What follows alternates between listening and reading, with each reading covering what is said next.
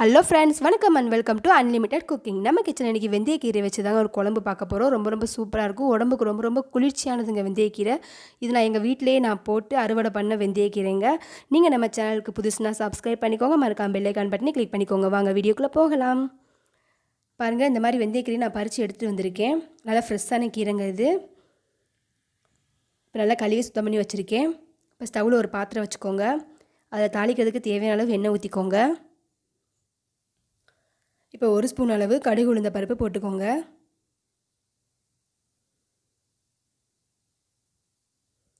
கடுகு உளுந்து கொஞ்சம் வெடிச்சதும் 1/2 ஸ்பூன் அளவு ஜீரகம் போட்டுக்கோங்க.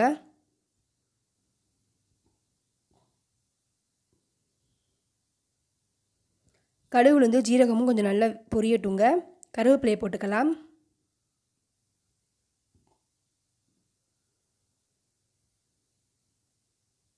இப்போ நான் ஒரு பெரிய வெங்காயம் சின்ன சின்னதாக கட் பண்ணி எடுத்து வச்சுருக்கேங்க. இப்போ நான் அதையும் போட்டுக்கிறேன். இப்போ நல்லா வதக்கி விட்டுக்கோங்க. நான் 2 தக்காளி பொடியாக கட் பண்ணி எடுத்து வச்சுருக்கேங்க. இப்போ வெங்காயம் வதங்கினதும் நம்ம அதையும் போட்டுக்கலாம். இப்போ வெங்காயம் நல்லா வதங்கிடுச்சு. இப்போ நான் அதையும் போட்டுக்கிறேங்க. இப்போ நல்லா வதக்கி விட்டுக்கோங்க. வெங்காயம் தக்காளி நல்லா வதங்கணும். நம்ம வெங்காயம் தக்காளி சீக்கிரம் வதங்கிறதுக்கு கொஞ்சம் உப்பு போட்டுக்கலாங்க. உப்பு போட்டால் சீக்கிரம் வதங்கிருங்க.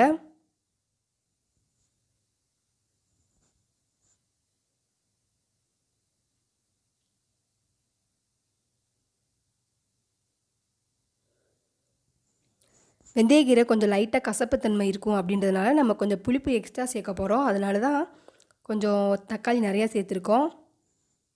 இப்போ தக்காளி நல்லா வதங்கிடுச்சு பாருங்கள். இப்போ நான் கழுவி சுத்தம் பண்ணி வச்சுருக்கிற வெந்தயக்கீரையை இதில் சேர்த்துக்கிறேங்க. இது உடம்புக்கு ரொம்ப நல்லது. இப்போ நல்லா கிளறி விட்டுக்கோங்க.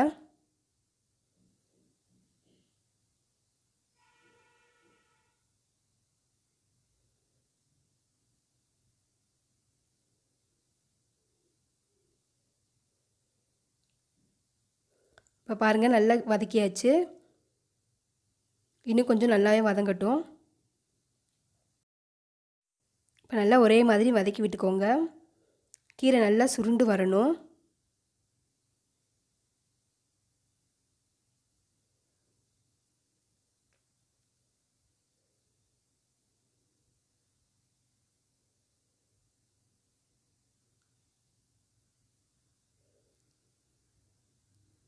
பாருங்கள், கீரை நல்லா சுருள வதங்கிருச்சு.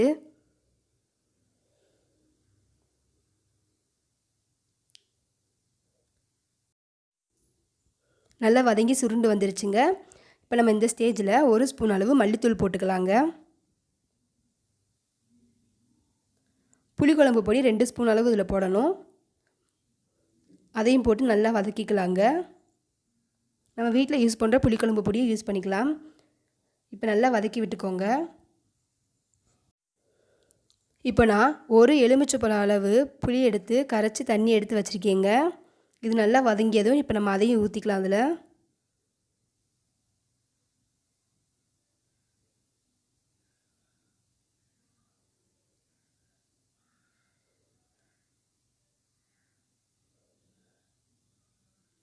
இப்போ அதையும் ஊற்றிக்கலாங்க.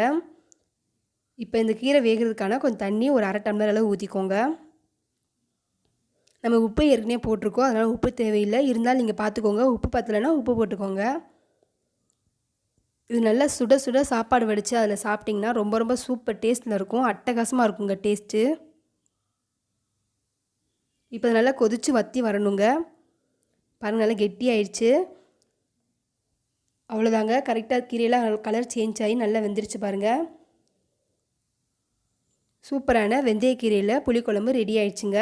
நீங்களும் வீட்டில் ட்ரை பண்ணி பாருங்கள். பிடிச்சிருந்தால் லைக் பண்ணுங்கள், கமெண்ட் பண்ணுங்கள். மறக்காமல் நம்ம சேனலை சப்ஸ்கிரைப் பண்ணுங்கள். பக்கத்தில் இருக்க பெல் ஐக்கான் பட்டனை கிளிக் பண்ணிக்கோங்க. அப்போ தான் நான் போகிற வீடியோ உங்களுக்கு உடனே அப்டேட் ஆகும். தேங்க்யூ.